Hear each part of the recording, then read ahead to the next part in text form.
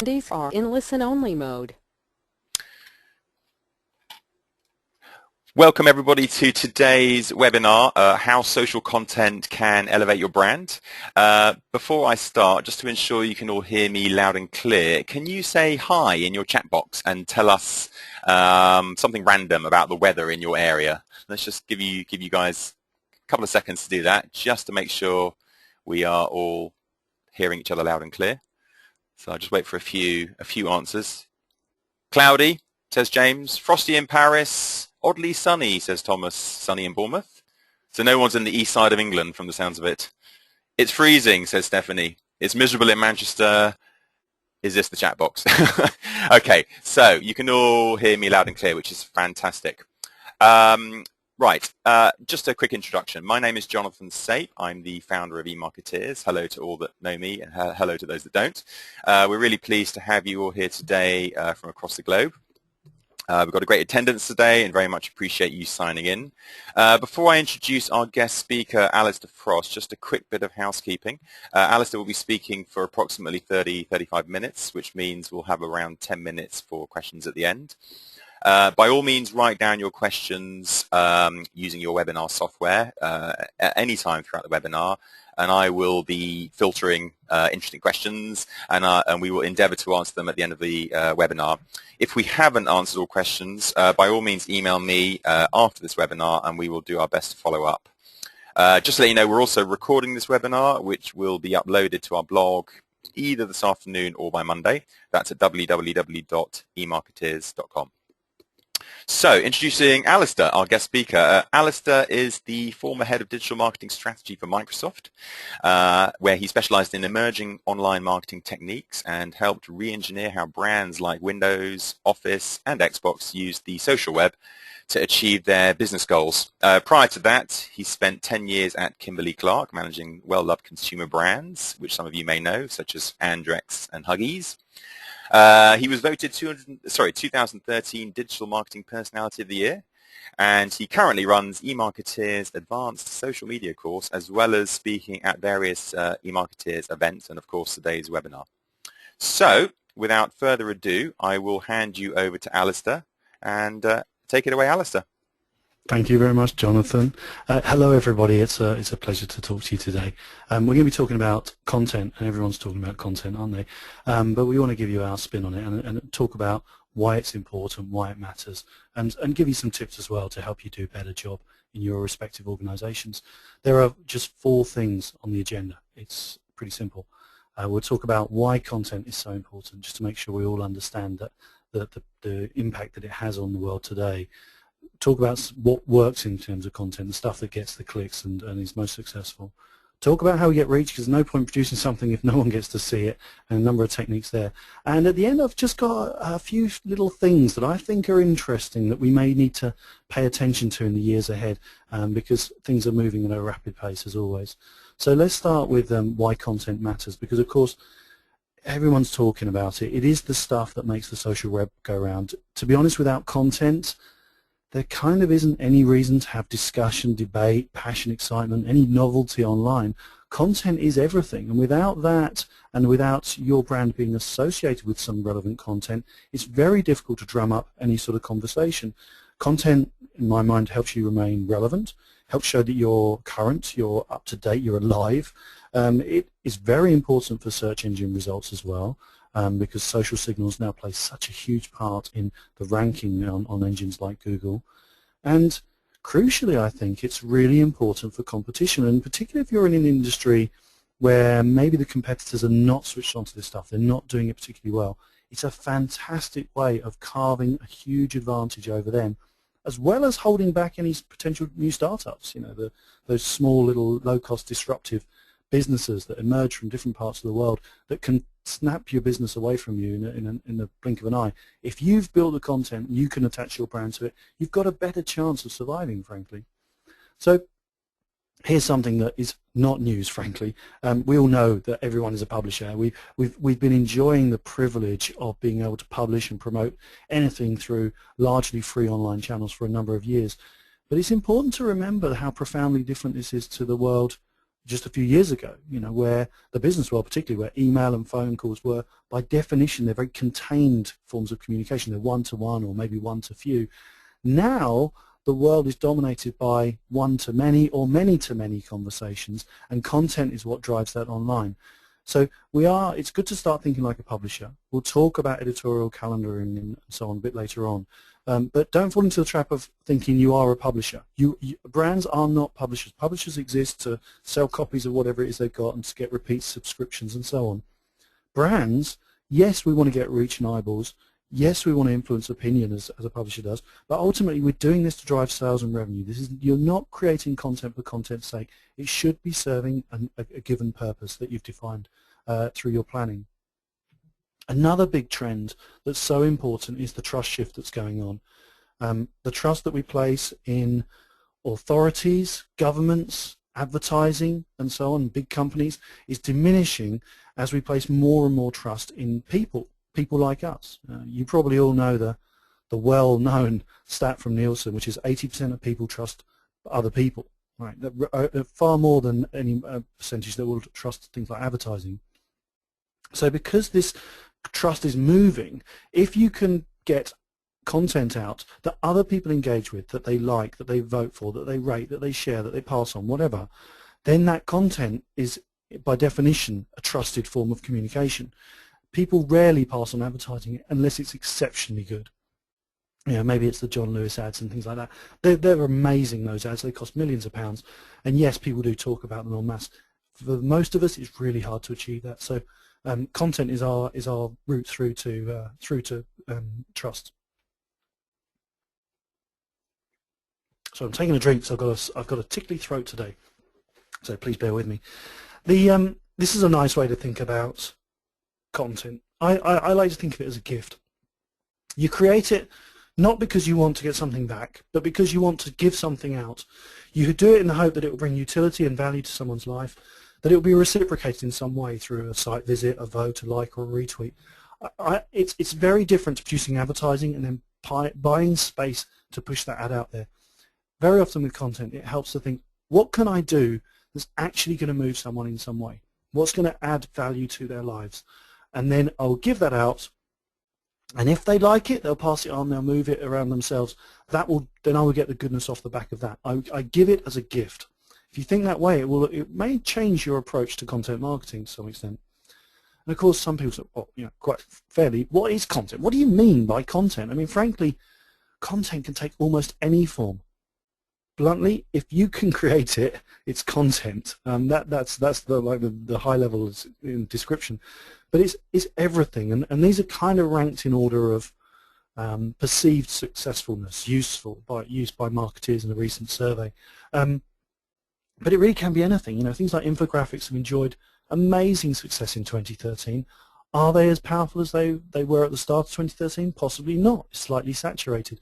But don't ignore things like print down the bottom. Print is hugely important for considered purchases. For anything B2B, I don't know, say you need to buy a new car, for example, as a consumer, or you're buying a holiday, the printed materials are really helpful to allow us to make the right decisions.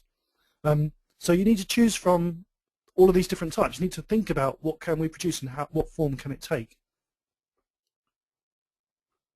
It's also important to think about the channels that we have available to us. There are a multitude of channels. A photo, for example, right up there at the top. Images are very powerful online with the amazing amount of broadband that we enjoyed today. But a photo can exist on your website, on your blog, on Flickr, on Pinterest, on Instagram, on Facebook, on LinkedIn. The list goes on. And you don't need to put the image that you create into every single channel. You need to think selectively about where is it best to place this to get the best results for my goals. And of course, it's more than just the forms of content. There's also the topics that you follow. We are prone to talking about ourselves because that's what we understand best, our products, our formulation, our whatever, our price list. The reality is that people don't necessarily care as much about us as we do ourselves. So if you can present topics that give a point of view, give a perspective, get an interview from somebody outside talking about something related to what you do, creating comparison tables, showing how your product compares with the competitors, incredibly useful for any considered purchase, but very few brands do it and do it well. So the topics that you can use are there are many of them, and just some of them listed on the screen. But you also have to be on voice, on tone, and the four that I've got there: educational, informative, entertaining, inspiring, are four good ones to think about and to consider. And if you're struggling to get better content, then maybe you need to flex in one direction or another. Why can't we do something that's more inspiring? Let's try and do something that's raw educational type of content. Maybe that's what people want. Try those different areas, and you may find that you get more success in different places. Now, of course, on the advanced social media course that I run for Emarketeers, we go into this in a lot more detail. If you've got a QR code reader, by the way, you can snap that QR code now on the screen, and that will take you straight to the page. You can find out more about it on a mobile device if you have one to hand. There's a very detailed process that we go through, and we just don't have time on here. But by all means, take a look at that, and if that's something that's of interest, we'd be happy to welcome you on one of the courses in the future. So I want to talk now about some of the content that clicks, the stuff that works. And I've got a quick quiz for you, right? Now look at this question and answer it as honestly as you can in your head. You don't have to put the answer into the chat box. You can if you like. Fish and chips cost £4.90. Fish costs £4 more than chips. How much do chips cost? Well, of course, the obvious answer is 90p, aren't they? Isn't it? But actually, it's not. If you look back at the question, you realise that, well, if chips cost 90p and fish costs £4 more than that, that would mean that fish would cost £4.90. Ah, but I can get fish and chips for both £4.90. So the actual answer is that chips cost 45p, which is absurdly cheap for chips. I want to know where these chips are on sale. They cost 45p because then the fish would be £4.45, right? So you get the maths. What's happening there is that there are different responses, and they're called System 1 and System 2 in our minds. System 1 is portrayed by our friend Homer Simpson here.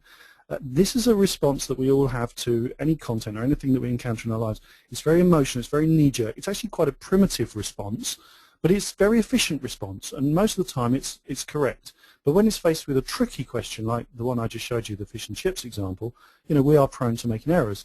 Of course, System 2, which is Dr. Spock, is a much more rational, reflective form of judgment. Takes longer to process, takes a lot more energy, and therefore is rarely used. Now, the problem is, in business, we typically deliver rational messages to people. We lay everything out in white papers or in bullet points or whatever, and that takes effort to process. So if we can produce content that talks more to System 1, that we can digest in a nanosecond, that we can just get, that we can like, pass on, vote, whatever it is with it, we're much more likely to get success. We are very lazy. We are not econs, as sort of the economists would call it. We are human beings, and we are frail because of that. So it's good to get a balance of both of these things. So think of System 1. This is the emotional Homer Simpson type of responses. That type of stuff is great for building long-term brand preference. This is what drives our long-term loyalty and relationship with brands in the world around us. The System 2 stuff is much more short-term behavioral responses. It talks about product and pricing messages.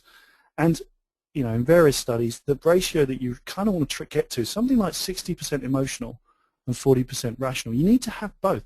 So think about the content that you're producing and see if there's more that you can do on the emotional side. Generally, that's where companies are lacking because they don't stop to say, how can we engage people's hearts? How can we make them feel something?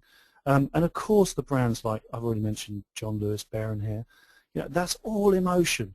But it's not the only thing. When you go into a store, you'll be accompanied by rational messages that work. Try and flip it. It's like this. Like the iceberg that you got here, you want a lot more of System 1 than System 2. And the job that we have as marketeers today is more as architects of choice in helping to present options to people so that they can make decisions that are right for their lives. And there's a whole thing called nudge theory and behavioral economics that are truly fascinating. We go into more detail on our courses, but they allow us to present options in ways that will help people make the right decision for themselves. For example, I recently saw two bins. I was at a conference, and one was called Recycle. It said Recycle on the top of it, so that was clearly the recycling bin. And the one next to it was for general waste, you know, anything that you wouldn't want to recycle, but it said landfill on the top. Now, by presenting that information in that way, recycle or landfill, it forced me to make an active choice. Do I want to recycle or do I want to put to landfill? And that's much more powerful than if it had just been called, I don't know, recycle and general waste. Simple things like that. And actually, by the way, that's why the wheelie bins for the recycling are generally larger than the bins for the others. It's because the choices are presented in a way that drives the behaviour that the government wants to get back from you. They want us to recycle. Very, very subtle stimulus, but it can be very powerful. Now, we just don't have time to go into all the detail here, and sorry if you've just had your lunch or you're munching on a sandwich as I speak, putting a urinal up on the screen. You may well have heard of the 1999 Schiphol Airport study that where they found that by putting a sticker, transfer of a fly in the urinals in the men's toilets, and the men will understand this immediately, those of you listening in, it's irresistible. When you're presented with a target, men do like to aim. And actually they managed to reduce the cleaning bill by 80% through this very small, subtle behavioural change that recognised the insights that underlie our behaviour. And there are a whole load of techniques around social proof, for example. You know, this is when you go on eBay. It tells you how many people have looked at that product in the last hour. That's telling you that there are other people like you looking at this. That's also driving scarcity, which you got further down the page, which Amazon Lightning deals are brilliant at nurturing.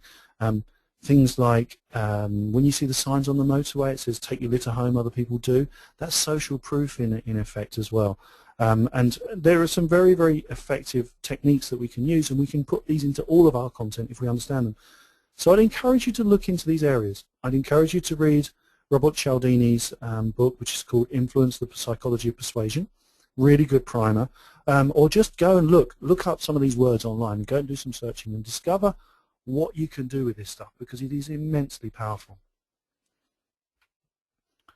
I also am a big fan of this approach, which was first laid out by Jonathan Mildenhall at Coca-Cola, is when you're laying out your budgets for content creation, or for any marketing actually, try and do it in this ratio. So 70% of your budget is the safe and steady. It's the stuff that works, that you know is going to give you the results.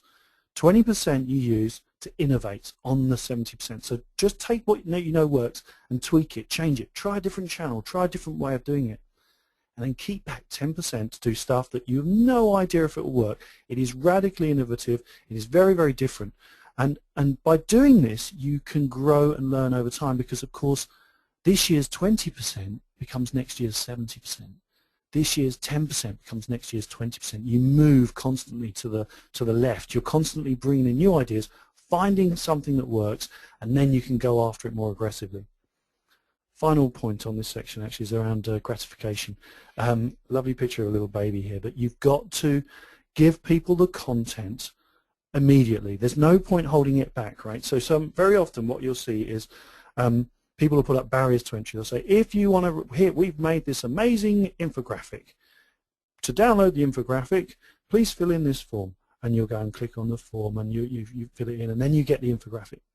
Simply by flipping it around, by give people stuff straight away, and then find a way through your website or whichever channel it is to then say, we hope you like that. Please give us your details so we can stay in touch with more great content like this. In tests, this generally delivers 200% of data, so rather than 100%. So you get twice as much data collected by asking people after you've given them something than putting it up as a barrier to accessing the content. If you think about it, it's completely logical. If someone's just giving you something for nothing and it was good, you have nothing to lose in giving your data. So try this. You've got to make the data, the content available. So put it out there, no barriers to entry, bite-sized people, make it really easy for people to enjoy your content and share it with others. That's 2 sections done. We've got 2 more to go. This third section is around how we get reach. Of course, you know this now, don't you? You cannot expect people to come to you. Build it and they will come is long gone in web terms. You have to go to where the audience is. If they want to hang out on Twitter, then you need to put your content in Twitter. If they want to hang out on Flickr, on Facebook, on your website, somebody else's website, it doesn't matter. You have to go to where they are. So know who your audience is and go and hang out with them. Don't try and sort of smuggle them back to your website, because a lot of people don't want to be led that way. So you need to put your content to those places. Coming back to the point I made earlier about thinking like a publisher, this is how you should be thinking right now. You should, I quite like this image that I made here, you should feel like a weight over the top of you, just as any publisher does. There's deadlines ahead. And right now you probably should be thinking about March, not this week, next week. You really should be thinking right out there as to what's going to happen in March.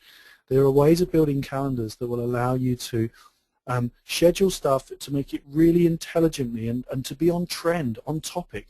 So, you know, there are all kinds of things that will be happening in March. There'll be sports events, there'll be news events, there'll be things in your product cycle and so on. There's a lot of stuff that is known about March already, and you could actually start thinking, well, what is it that we're going to put out on the 18th of March? You have that ability. You just have to develop the discipline to do it. Again, this is an advanced technique, but it's one that gives results time and time again.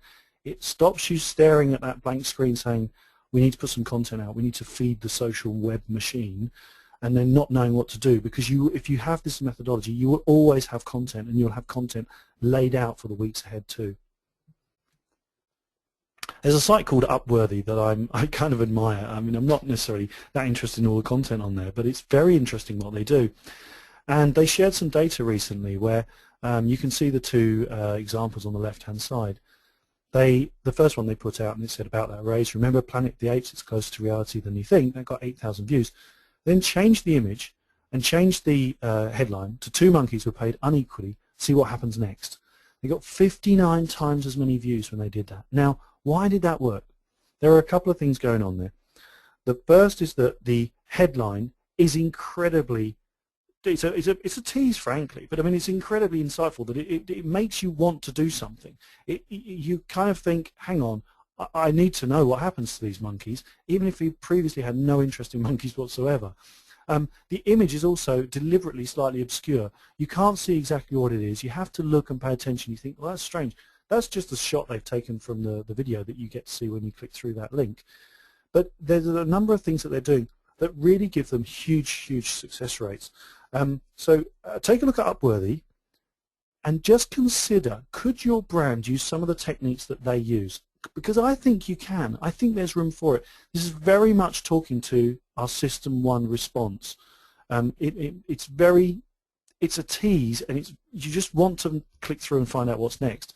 Now compare this type of headline that you see on screen with the sort of headlines that you produce in your business content and see if you're anywhere close.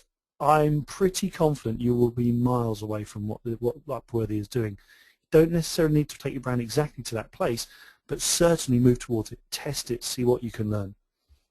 And of course, the reason that Upworthy gets such great results is they make brilliant, brilliant headlines. So whether it's a case study, a white paper, an invitation to your next event, I don't care what it is, you need to create great headlines. And Upworthy actually, what they do, their methodology, is they write 25 headlines before they pick one. That's the rule. They have to write 25 before they can pick one for every article that goes out. Trust me, 25 is really hard. But when you do it a few times, after a few times you get really good at it because you know the keywords, you know the stuff that works for you in the past. So you can actually do this quite quickly. So I would encourage you to try that. Write loads of headlines, throw most of them away, and just use the best one. Now, you need to be very careful not to cross the line into link bait here. Link bait is where you put out something that is just deliberately teasing somebody to click through but doesn't necessarily fulfill the promise set out in the headline. If you're setting out to mislead or overpromise or really tease beyond what's reasonable, then you're in the link bait territory and you're going to be potentially doing more harm to your brand than good. So think very carefully about how you use this, but I think you'll see astonishing success if you just go down this path a bit. We all heard of A/B testing. When you create content, you need to test what works. You need to put out 2 versions of it, 3 versions, 100 versions if you have multivariate testing. A/B testing is actually putting one version up against another one. I like to think of it as it means always B testing. Actually, that's the mindset you should have, is you should never put a piece of content out without a testing agenda behind it, without wanting to find something out. There are some fabulous sites and bloggers online, and some that I'd recommend you do have a look at. There's contentverve.com, which is a great blog, got loads of examples of user interface tests that they've done. There's a site called Which Test One, which is lovely because it shows you sort of two sites, and you get to guess which one was the winner or not, and it tells you the results, and there's a daily thing on there. So you can raise your awareness of testing and thinking about it by looking at some of these sites and thinking in this way. The golden rule, of course, is what the rule that you see on one site is not the rule that will work for your audience. You have to do your own testing to prove that stuff works. And if you want reach, you know what? You just have to ask people sometimes. If you ask for Facebook likes, you're more likely to get them. If you ask for a retweet, you are more likely to get a retweet. So don't use this to excess, but Upworthy, they reckon they get 419% more likes when they added a Facebook like prompt at the end of each video. It just went through the roof because they took the time to say, look, can you pass this on? Can you tell others? It's the same thing as asking for data after you've given some good content. Ask people for something in return. If it's good content, very often people will follow your instructions. And simple copy tricks like click here to tweet this can get many more tweets than simple hyperlink that reads tweet this. It's sometimes the SEO guys say, oh, you don't need to say click here, we all understand what an underlined link means online nowadays. But actually, if you don't spell it out, click here to tweet, then people won't necessarily do it. So people are very literal, very much system one. So tell them what you want them to do. Of course, the elephant in the room is that everyone pays for attention online. That's the reality. No matter how good your content is, the most successful viral content online has been paid for, has been placed, has been seeded to an audience, and has secured its success through an initial injection of cash. So don't neglect the opportunities to promote content. So it might be you might do a promoted tweet, for example, which is now very low cost and easy to do following the changes at Twitter. Or you might use a site like StumbleUpon. StumbleUpon.com is a phenomenon. Go and have a look at it. You won't thank me for that because you will lose about 3 hours of your life just stumbling. Basically, you go to StumbleUpon, you put in your preferences, and you hit stumble, and it will take you to a random web page that other people have liked, but is aligned to the topics that you find of interest. StumbleUpon, what's interesting is 1 in 10 of the page views are promoted content. People have paid to be there. Most people don't realize this, and this is the technique that's used by many big brands to get their content in front of enough people to build critical mass so that it can go off and live and survive on its own. So an initial injection of cash is very often needed. I promised to sort of finish up by sharing some thoughts on the future of content. I think the key thing for me is that content is not going away. Your brand needs to associate itself with relevant materials online and needs to do it well. If your brand is not found in a search or is not found to be active in ways that would be expected from your audience, then they will reject you, or they will decide that another brand, maybe one they've never heard of until today, has a better offering because it seems to be more active and more present. So there are huge opportunities to fill information needs in new ways. Think back to the educational or informative or entertaining or inspiring tones that I mentioned at the start. I can guarantee there will be gaps in the content that your audience will be looking for. If you don't create it, somebody else will. So the opportunity you have is to get ahead of that and to show that you really are committed to being a good social citizen on the social web. And of course also we've got access to extraordinary data now, and while many brands won't have access to this, bodies like Google and government and anybody who's collecting the data effectively now has the ability to understand incredible insights into the way society is moving. If you're not reading the data about who looks at your content and where they drop out of videos and where they pass it on or what they like or don't like, if you're not doing that, you are flying blind. You need to get good with data. You need to be as passionate about that as you are about creating the content in the first place. There are amazing opportunities that are open to you right now to understand your customers and to improve their lives more than you've ever done in the past. And it comes from good old-fashioned maths, getting into the data and looking for the patterns. One of the things that big data is giving us, though, is completely fascinating to me, is psychometric analysis. For this little example, I've invented a restaurant chain called Mexi Hot, selling Mexican food, as shown at the top of the screen. And the scenario I have just for this silly example is, I've got a Japanese restaurant and a Chinese restaurant in very close proximity to the Mexi-Hot restaurant that I'm opening up. So I want to understand, what differences are there between people who like those different types of products. Now, clearly we understand what the food types are, and we might have some biases and some subjective opinions about who might go to each of those restaurants. But Facebook alone will tell us an amazing amount of information about the people, what the people who like those different types of food are like. So simply by looking, there are pages for Japanese food, Chinese food, and Mexican food on Facebook. Someone's created those pages, and people have clicked like. So researchers then have placed people into psychometric tests and compared those psychometric test results with the Facebook likes that they've also shared with the researchers. And they then can predict very accurately from the likes of other people on Facebook whether they will like Japanese food or Chinese food or Mexican food or all three.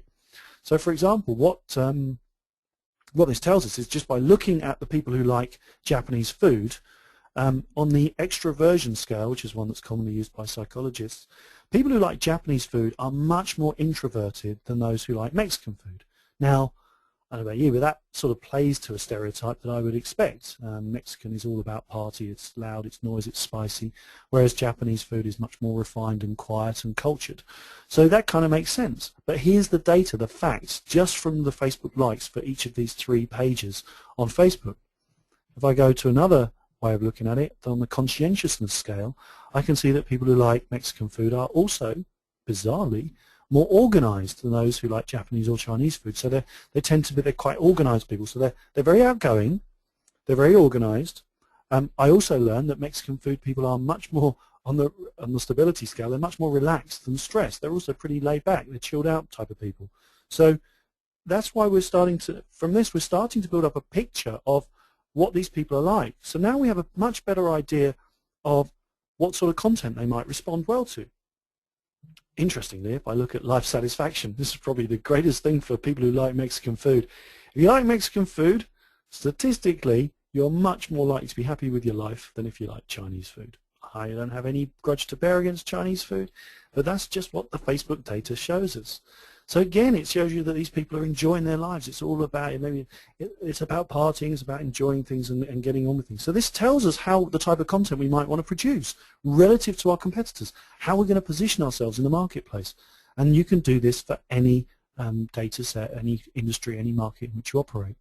What's really interesting then for my Mexi-Hot chain of restaurants is that I now know that the places I need to go to advertise on Facebook to touch people who have the perfect psychometric makeup to Mexican food. So the people who like Mexican food on Facebook, the best places I can go and advertise, bizarrely, is the people who like roller coasters, the flip-flops, curly fries, s'mores, thunderstorms, and I hate cigarettes. Those are 6 pages on Facebook, where if I go and advertise for my Mexican chain of restaurants, I'm going to get a dramatically higher, probably 50% higher click-through rate than if I just picked stuff that I would imagine would work for Mexican restaurants.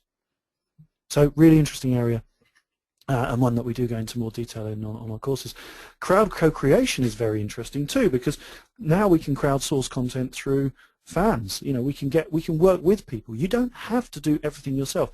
And in the future, I think we are moving to a time where the transparency of organizations will allow that we can get members of the public to write papers or submit pictures or share stories about what they've done with our products, and that stuff is even more believable and credible, authentic than anything that we can produce ourselves. Big trend. I have to mention this. It's right out there in the future in terms of from a content marketing point of view, but wearable computing is coming. We've got technologies like Google Glass, Fitbit, which is a little pedometer, but a very smart one that connects to Wi-Fi and shares all the data over social if needed. Nike Plus, you may have heard of, Samsung Galaxy Gear, Autographer, Hexoskin. There are loads of them. I even saw a molar implant recently that will monitor the food you consume. Now, this is not directly relevant to content marketing today, but the point is the way that we consume content is changing at a very rapid rate. So you need to keep an eye on these technologies. You need to keep an eye on the new emerging platforms and think about What does this mean? If when Vine takes off, or when Snapchat takes off, or when Instagram adds video to its platform, you need to be thinking about that stuff and saying, what is the role for our brand within those channels, and what type of content might work for that audience? And the final thing that I have in the future of content is predictive content. We actually have the ability, or will have the ability in the future, to do much better predictive content, to actually serve content to people in places and the times that's relevant to them. There was a study done by Microsoft researchers recently. They looked at 32,000 days of GPS records taken from 307 people.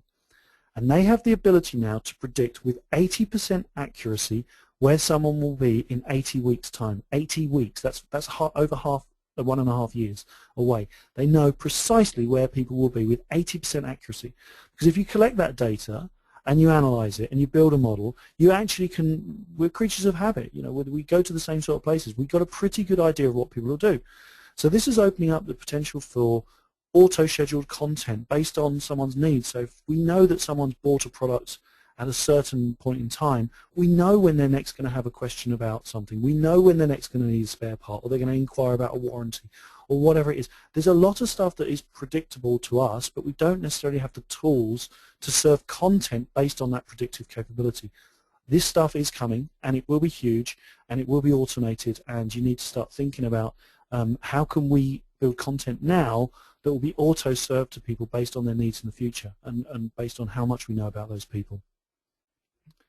So just to summarize, and I'd love to take some questions, we've gone through why content matters. It is the fuel of the social web. It takes you beyond the advertising paradigm. It takes you into a place where you are relevant for the future. We talked a bit about the sort of content that works, the stuff that's effective and not, headlines, and being very creative, and system 1 versus system 2. Talked about how you get reach. You have to pay for reach very often, but you also have to be very creative about who you talk to. And some of that stuff that's coming in the future that I've just covered. If I had to summarize it in 5 things, it's pretty hard, but I would seek to create varied content for your brand that adds utility to people's lives, that makes their lives better in some way. Use the tone indicators that I've given you: educational, informative, entertaining, or inspiring. Tell people what to do after they've experienced your content. Don't put any barriers up in front, but just tell them what you want them to do afterwards. We want you to share your data. We want you to share this with friends. We want you to vote for us, like us, pass it on, whatever. Always be testing, because you will make assumptions that will almost certainly be wrong, and the testing will always confound and amaze you what you will actually discover. And frankly, you've got to commit to content marketing. You need to go deep, or frankly expect to go home, because that's what will happen to your brand over time. So with that, I'd like to say thank you very much indeed. I'm Allister Frost. Jonathan's on the line, and he may have some questions for me. Jonathan, are there any questions that have come through over chat? So firstly, thank you very much, Alice. That was a really fascinating insight into social content. I do have, well, we've got about 5 minutes, so a couple of questions. Question from Jim. And this is actually a question I come across quite a lot in terms of search. Who should own content within a small to medium-sized organization where resource and budgets are scarce? It's all, you know, I concur with Jim, because it's all very well in a classroom setting talking about best practice, but when it comes to the reality of small businesses, it's a very challenging area. What would you say in terms of ownership of content in SMEs? Right. Well, right now you do need a content leader. You need somebody who's going to say, right, I'm going to pick this up, and we're going to drive this. And very often that starts off, that's the marketing person, or it's the head of PR, or whatever you've got, frankly, in a small medium business. It's the same problem in large organisations. So don't feel like it's necessarily tougher. It's just that you have fewer resources to go around, but you also have more opportunity, because you can create something without having to go through dozens and dozens of hoops of approval and so on. So sure. Take the rough with the smooth. So I'd say somebody has to own it initially, but actually what you want to try to move towards, and the ultimate end point, is that you're going to be creating content with your customers, with people outside of your organization, in kind of almost like the walls fall down, and you're going to be opening much more transparently and openly, because that's the direction that the social web takes us. So really what you want to do is devolve that responsibility to as many people as you can. And you want to encourage people who've got the stories, who've got the knowledge, to create content. You as a marketeer may be best placed to refine that content, to help them get the copy and the images, and to make it look right and work through the right channels. But you know what, it's probably the product designer or the engineer who knows best what's going on in R&D and why this feature exists or that one doesn't, not the marketing person. So you actually want to try to find ways to get as many people in your organization to share content or to share stories, and then work with them to ultimately, you know, to give them ownership of it, Sure. to put it out there to as many people as possible. It's that, and interestingly, we have another question, which from Sam, which is in-house versus outsourcing social content creation. What are the benefits, challenges, or risks? So, you know, a nice lead on from the previous question. What would you say in terms of, you know, if you had to choose between the two, what would be, you know, what are the benefits versus the risks?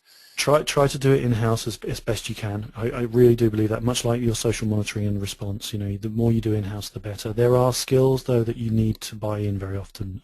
Writers, photographers, people who make films, you know, stuff like that. These are skills, and yes, you can do it yourself, but yes, you don't have enough budget to pay for these people, but it will always work out cheaper to use an expert to do this stuff if you're smart about it. So I would try to insort the stories and the content planning and the editorial process.